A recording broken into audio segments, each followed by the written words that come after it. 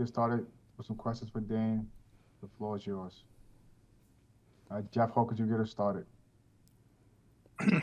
Greetings, Dane. Thanks for joining us. It's Jeff Hawkins from the Charlotte Post.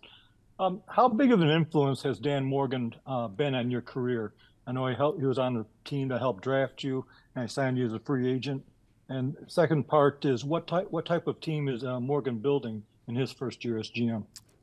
First of all, he's been a great influence in my career. I would like to thank him for a lot, just for giving me a chance. He was a big advocate coming out for me when he was in Buffalo, and just getting me on the team and believing and trusting in me. And the same thing when I got here, during the process, just talking with my agent when him and my agent were talking back and forth. It was just how much he believed in me, So I got to tip my hat off to him and give him a lot of thanks for that.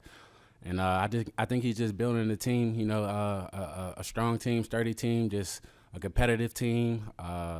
Just want to win, Just trying to find ways to put pieces together to help us win.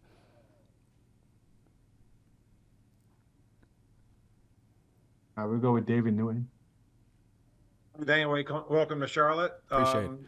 I wanted to ask you, was there conversation or something when you and Dan met during the pre-draft process that you recall that may have really struck a chord of why he was so passionate about wanting you in Buffalo and now here? I don't recall any conversation. I didn't really talk to Buffalo during the draft process, so I honestly had no idea I was going to go there. But once I got there, that's when I learned that how much he was advocating for me and how much he believed in me. And like I said, I just feel like that helped grow our relationship once I got there for sure.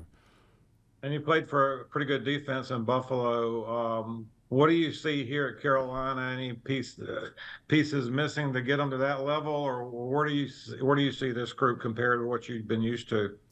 We kind of just bringing it all together, just piecing it together, just taking it day by day here right now, I haven't really got on the field with the guys, but I know everyone in our room and everyone on defense, they're ball players, they're here for a reason. We're all here for a reason, so you can see what type of team he's building for sure. Appreciate it. Thanks. No problem. Appreciate you. Let's go John Ellis, followed by Mike Hay.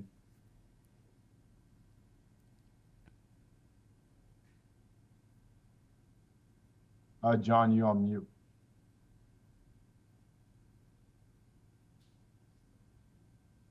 Leave it to the radio guy to be on mute. Dane, good to meet you, man. I'm sorry about that. Good to meet you, too. All good. Welcome to Charlotte. You know Dan Morgan well, obviously, and you're getting to know your teammates well, I'm sure. Have you gotten to know your counterpart, J.C. Horn, over the years, and your thoughts on his game?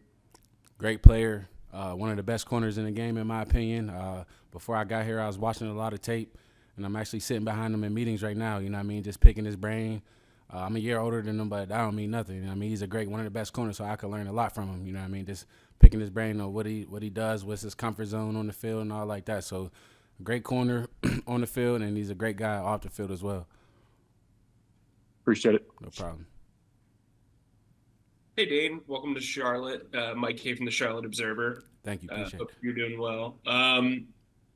As a former 7th-round pick, obviously you got to kind of grind your way, up the depth chart, and you were able to start in Buffalo. What was that process like in competing to make it up the depth chart and then ultimately finding a role over the last 4 years? For me, that's just the story of my life. You know what I mean? That's kind of, when I started playing, it's just been like that for pretty much my whole career. So, it's kind of like second nature at this point where I just understand that everything is earned, So I'm never going into a new year or the last year, or what I done last year or nothing like that. So just trying to earn my keep, earn my stay and, be a good teammate.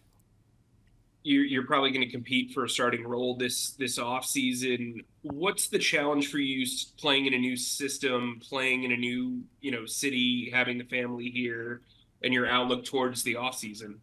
I feel like it's just taking advantage of this time, during this time, during this process, during OTAs, it's kind of where you get introduced to a lot of new things and, just exploring the city. Obviously, number one reason I'm here is to play ball. So just learning the defense, learning the terminology, learning everything that they do here and applying it to my game.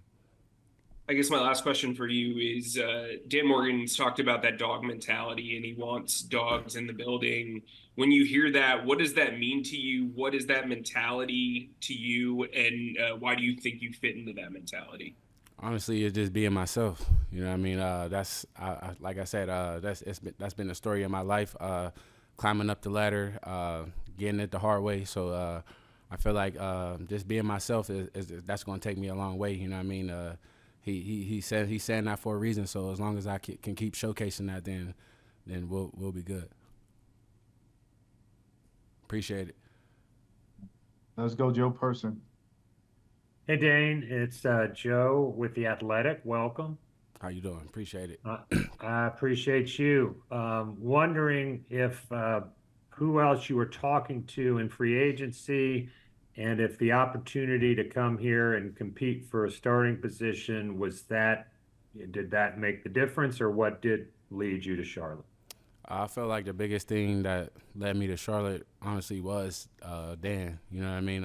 Like I said, throughout the process, there were a few other teams that were interested, but this is passion. You know what I mean, for the way I play the game and our previous ties in Buffalo. You know what I mean?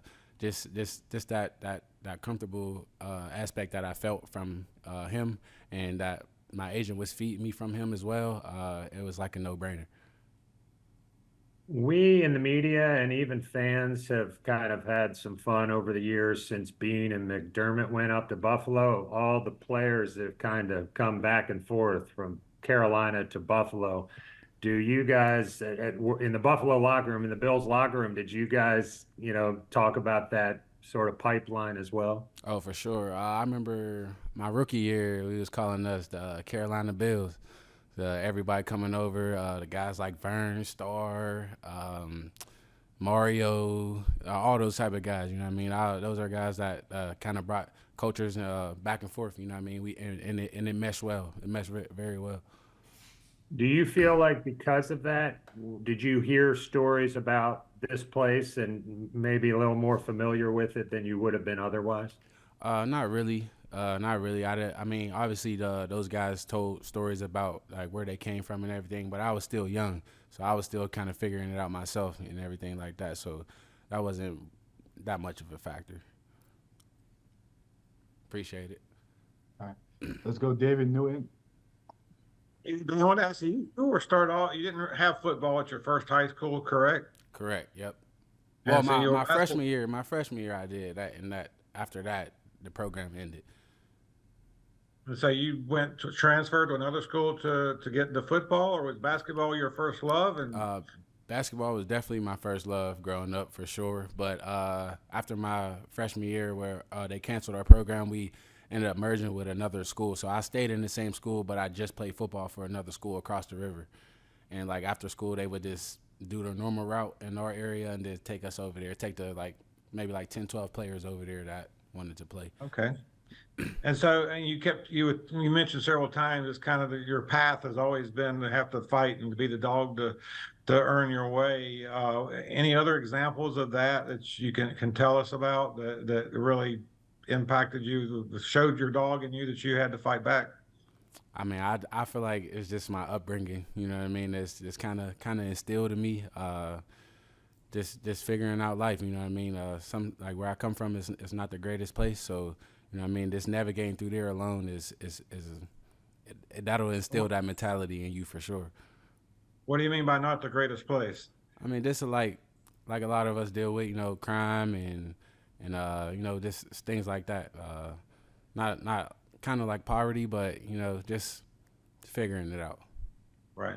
So you've seen a lot. I've seen a lot for sure. I've seen a lot. Thanks a lot. No I problem. appreciate it. No problem. Let's go, John Ellis. Here we go again. John Ellis, iHeart Radio, Dane again, unmuted.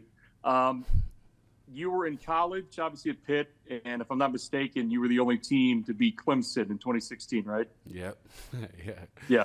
Clemson, Panthers played their first season down there in Death Valley. Did you ever give any of the Clemson guys any grief over that in Buffalo? I know they had some pipeline guys from the Tigers, Shaq Lawson and the guys like that. Did you ever? I mean, that's a hell of a team that year. I covered that team 15-1, but how was that game looking back? And just, do you ever talk to the Clemson guys about that win? I haven't talked to Clemson guys about it, but I do remember. I think they ended up winning the championship that year. Yeah, yep. I remember us playing around in this BS and talking about like it's like we won a championship really. It was nowhere near close, but that was kind of the ongoing joke about it. It's a great game, man. We'll see you around, Dane. Thanks. Appreciate it. Thank you. Any more questions for Dane? All right, thank you, Dane. You have a good day. Appreciate y'all. Thank you.